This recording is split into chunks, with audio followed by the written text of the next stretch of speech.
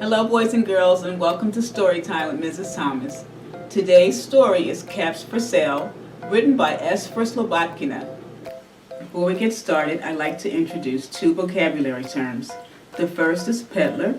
A peddler is a salesperson who travels from town to town selling his or her wares. The second term is wares. Wares are the goods and products that a peddler sells. We could say the peddler traveled from town to town selling his wares. That would be the same as saying the salesperson traveled from town to town selling his hats. Once there was a peddler who sold caps, but he was not like an ordinary peddler carrying his wares on his back. He carried them on the top of his head. First he had on his own checked cap, then a bunch of gray caps, then a bunch of brown caps, then a bunch of blue caps, and on the very top, a bunch of red caps. He walked up and down the streets, holding himself very straight so as not to upset his caps. As he went along, he called, "Caps, caps, caps for sale, 50 cents a cap." One morning, he couldn't sell any caps. He walked up the street and he walked down the streets calling, "Caps, caps, caps for sale, 50 cents a cap." But nobody wanted any caps that morning. Nobody wanted even a red cap. He began to feel very hungry, but he had no money for lunch. "I think I'll go for a walk in the country," he said, and he walked out of town, slowly, slowly, as not to upset his caps. He walked for a long time until he came to a great big tree. "That's a nice place for a rest," he thought. And he sat down very slowly under the tree and leaned back little by little against the tree trunk so as not to disturb the caps on his head. Then he put up his hand to feel if they were straight. First his own checked cap, then the gray caps, then the brown caps, then the blue caps, then the red caps on the very top. They were all there, so he went to sleep. He slept for a long time. When he woke up, he was refreshed and rested.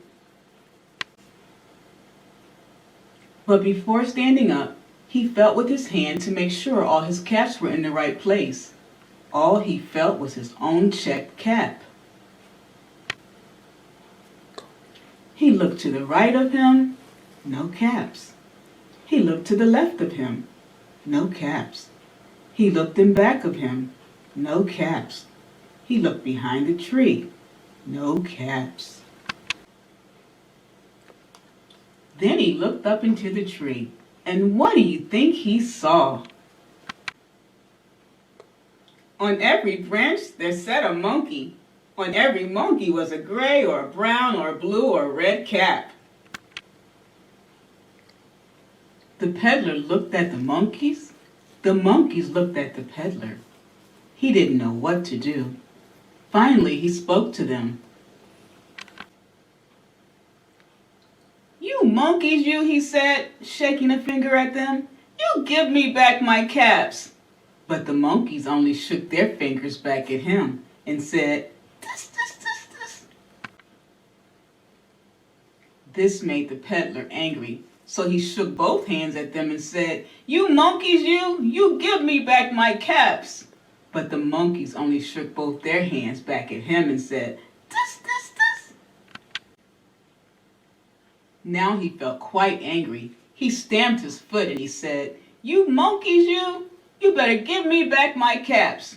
But the monkeys only stamped their feet back at him and said, "Tss, tss, tss." By this time, the peddler was really very, very angry. He stamped both his feet and shouted, "You monkeys, you give me back my caps." But the monkeys only stamped both their feet back at him and said, "Tss, tss, tss." At last he became so angry that he pulled off his own cap, threw it on the ground, and began to walk away. At last he became so angry that he pulled off his own cap, threw it on the ground, and began to walk away. What do you think happened next? That's right. But then each monkey pulled off his cap.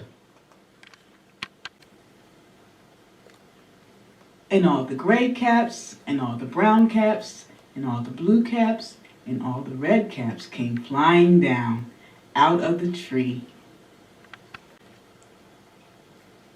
So the peddler picked up his caps and put them back on his head. First his own check cap, then the gray caps, then the brown caps, then the blue caps, then the red caps at the very top. And slowly, slowly, he walked back to town, calling, "Caps, caps, caps for sale, 50 cents a cap." The end.